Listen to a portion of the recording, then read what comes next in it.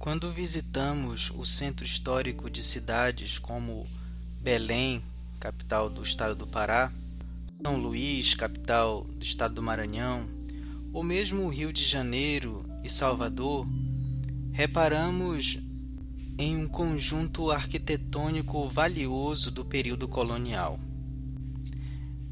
É possível também pensar que, durante toda a história, esses casarões, igrejas e fortalezas militares sempre foram valorizados pela sociedade e pelas instituições responsáveis pela preservação desse patrimônio. Mas não é bem assim. Eu sou o professor Wesley Kettle e a nossa conversa de hoje é sobre a busca da paternidade desses conjuntos arquitetônicos, com destaque para as obras do arquiteto Antônio Landi e o que podemos chamar de invenção da cidade histórica. Sobre esse tópico, é preciso pensarmos que, em fins do século XIX, esse conjunto arquitetônico da cidade de Belém tinha, em grande medida, pouca relevância no sentido do que nós podemos chamar de ideal da cidade moderna ou da modernidade. Então, com o objetivo de apagar o passado colonial dessa cidade, do seu centro histórico, obras como casarões, igrejas e monumentos relacionados ao período colonial deveriam ser apagados. Esforço esse promovido pelo próprio Estado. Nesse contexto, os trabalhos do arquiteto Antônio Landi representavam certo atraso na composição dessa ideia de cidade. Com o passar do tempo, especialmente na virada do século XIX e do século XX, essa percepção ela deve se alterar. Agora é preciso pensar na valorização desse conjunto arquitetônico colonial. É aí que a assinatura do arquiteto Antônio Landi ganha o status de elemento central dessa invenção urbana.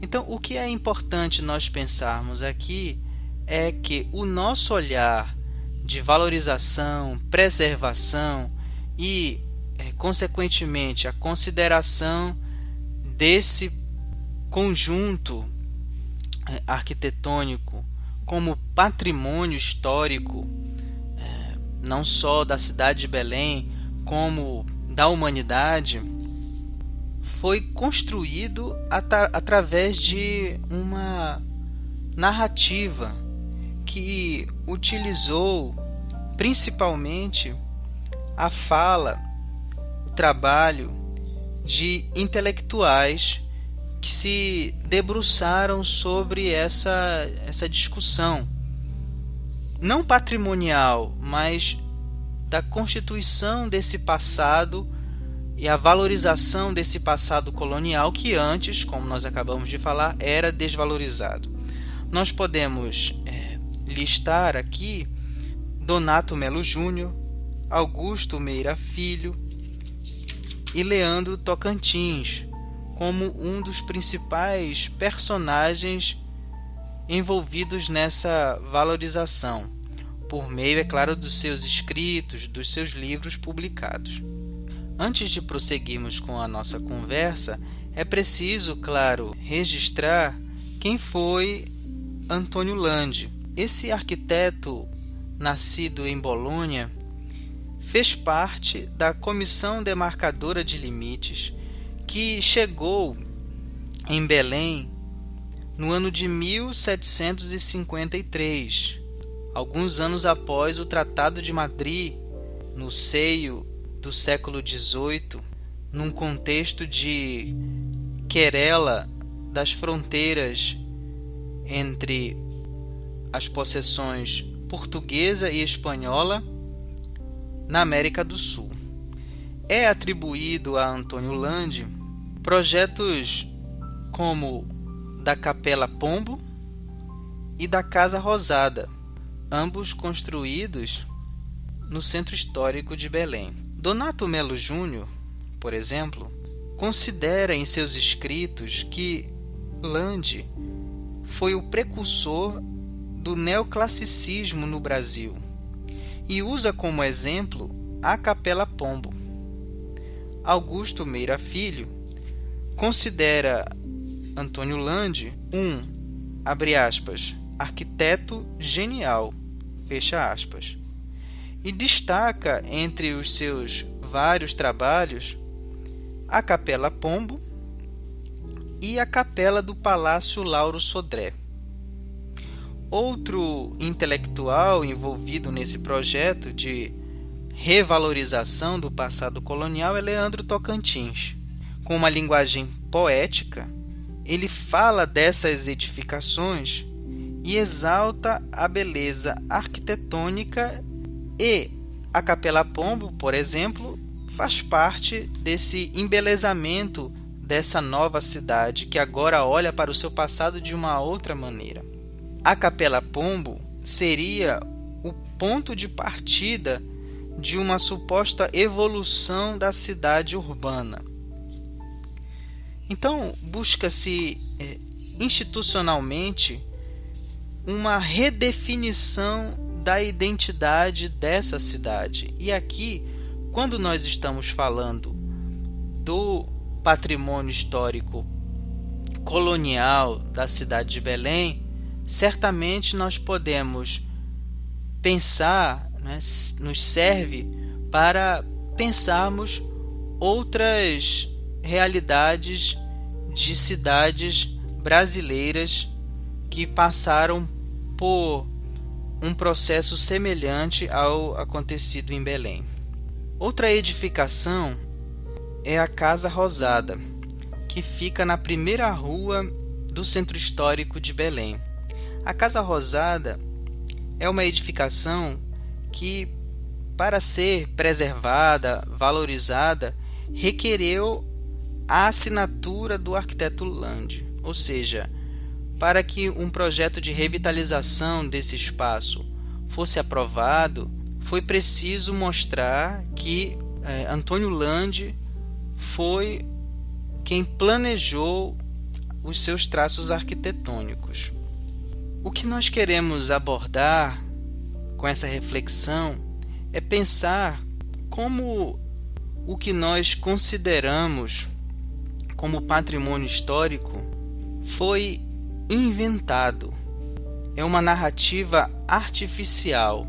Não estamos aqui dizendo que há um engano proposital, mas o objetivo dessa nossa conversa é refletir como é importante mostrar para os nossos alunos essa trama ao redor do que nós chamamos de patrimônio histórico.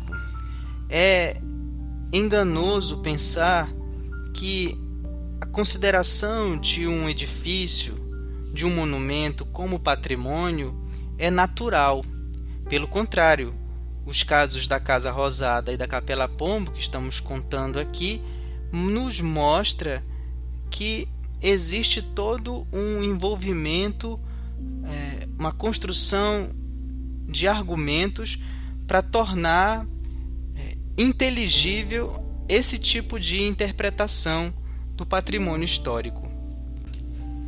Antes de finalizar, nós gostaríamos de propor uma reflexão e também uma perspectiva de que é preciso reconhecer essas edificações não por serem assinadas por personalidades consideradas ilustres na história, como de Antônio Landi ou de Aleijadinho, em Minas Gerais, mas é preciso reconhecer essas edificações por terem sido testemunhas de diferentes épocas e também valorizar por terem sido construídas por nossos ancestrais indígenas, nossos antepassados africanos que foram escravizados, que trabalharam a partir, muitas vezes,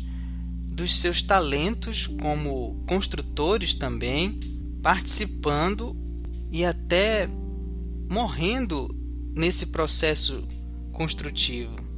Aqui cabe, então, uma crítica a certa passividade ou até mesmo em cultuar esses monumentos sem criticá-los, pensando justamente nessa complexidade que envolveu não só personagens europeus, como muitas vezes pode-se pensar, mas principalmente personagens, atores indígenas e negros, no caso do processo de colonização da Amazônia. Esse tipo de interpretação patrimonial eurocêntrica e elitista acaba afastando a população, os estudantes, que não se sentem parte daquele passado, parte daquelas edificações. É preciso tornar a população participante desse processo de ressignificação. A Capela Pombo sofreu uma recriação coletiva no momento em que seus proprietários deixaram a capela aberta para os populares e homens, mulheres, crianças que circulam pelo centro de Belém utilizaram aquele espaço desenvolvendo os mais diferentes tipos de adoração, sem que necessariamente tenham sido alvo de uma educação patrimonial. Talvez a Casa Rosada poderia seguir o mesmo exemplo. O que nós queremos deixar claro aqui é a importância de apresentarmos aos estudantes como se dá o processo de criação da ideia de patrimônio. Para isso, nós utilizamos os exemplos da Casa Rosada e da Capela Pombo, mas certamente nós poderíamos fazer uso de outros exemplos.